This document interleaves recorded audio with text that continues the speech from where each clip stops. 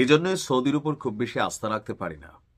আমি বলি বরাবরই, যখন যুবরাজ সালমান তিনি কোনো ভালো সিদ্ধান্ত নেন, সারা পৃথিবীর মানুষ, বিশেষ করে যারা মুসলিম কমিউনিটি আছে, বাংলাদেশ বা আমরা যারা আছি বাংলা ভাষাভাষী বা অন্য ভাষাভাষী, সবাই কিন্তু একটু সাহস পায় যে না, সৌদি যেহেতু একটা অবস্থান নিছে, ইরানের জন্য হোক যে কোনো রাষ্ট্রের জন্য হোক, এটা একটা শক্ত অবস্থান। কিন্তু যখন এই গোপন প্রতিবেদনগুলো আসে, এগুলোর সত্য মিথ্যা আল্লাহ ভালো জানে, যে এদের আসলে মুখোশ কয়টা।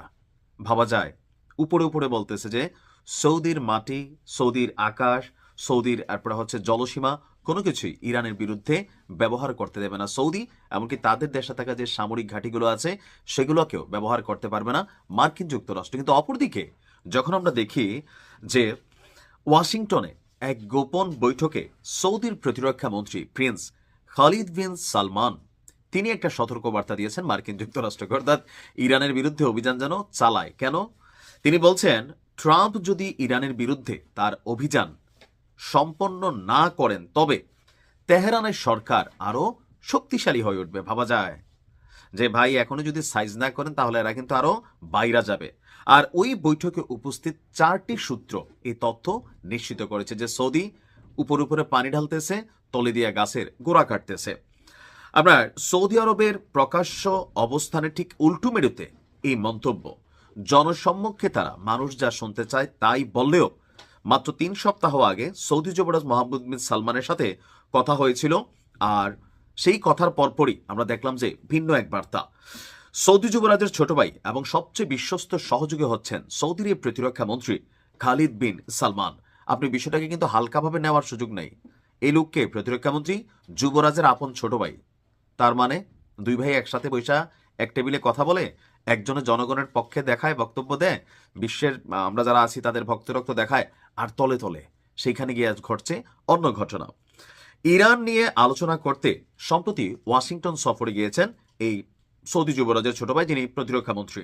পুরো মধ্যপ্রাচ্যে মার্কিন সামরিক অভিযান নিয়ে যখন তুলকালাম কাণ্ড, তখনই তেহরান নিয়ে এমন মন্তব্যে ক্ষুব্ধ হয়েছে বিশ্ব মুসলিম কমিউনিটি।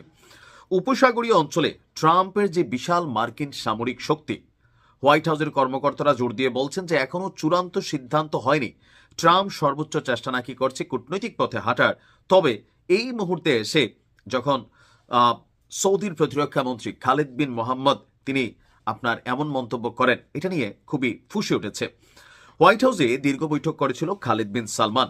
সেখানে মার্কিন পররাষ্ট্রমন্ত্রী মার্কো রবিও, প্রতিরক্ষা মন্ত্রী যুক্তরাষ্ট্রের পিট হেগসেথ, হোয়াইট হাউসের বিশেষ দূত স্টিভ উইটকফ এবং joint chief chairman general Dan Kane, তারা সবাই উপস্থিত ছিল। একটি সূত্র বলছে মূল আলোচনার বিষয় ছিল ইরানে আমেরিকার অভিযান নিয়ে সম্ভাবনা। সৌদি আরবের প্রকাশ্য অবস্থান বেশ সতর্ক হলেও ইরানের প্রেসিডেন্টের সাথে ফোনালাপকালে সৌদি যুবরাজের এমন মন্তব্যের পরে এই প্রতিবেদন যখন সামনে আসছে, তখন পর্দার আড়ালে থাকা খালিদ বিন সালমানের অবস্থান নিয়ে প্রশ্ন উঠেছে যে আসলে সৌদির অবস্থানটা কোন দিকে। আমার কাছেও একটু আশ্চর্য লাগছে যে আমরা সৌদির একটা গোপন চিঠি, আপনাদের খেয়াল থাকার কথা, এটা নিয়ে আমি নিজে একটা রিপোর্ট করছিলাম যে গত বছর ইরানের কাছে একটা গোপন চিঠি পাঠাইছিল যে আমেরিকা যেমনে বলে আপনারা পারমাণবিক কর্মসূচি এইভাবে মাইনে টেনে নিয়ে ভেজাল টাজাল করে না, যুদ্ধ লাগলে পারবেন না, আমরা ভালোর জন্য বলতেছি ভাই। কিন্তু আসলে কি এটা অবস্থান হইতে পারে? এখন ঠিক একই পথে আবার যখন ওয়াশিংটনে গিয়া তাদেরই অবস্থান, তাহলে সৌদি সম্পর্কে কি বলবো আমরা? কমেন্টে লিখতে পারুন। আসসালামু আলাইকুম।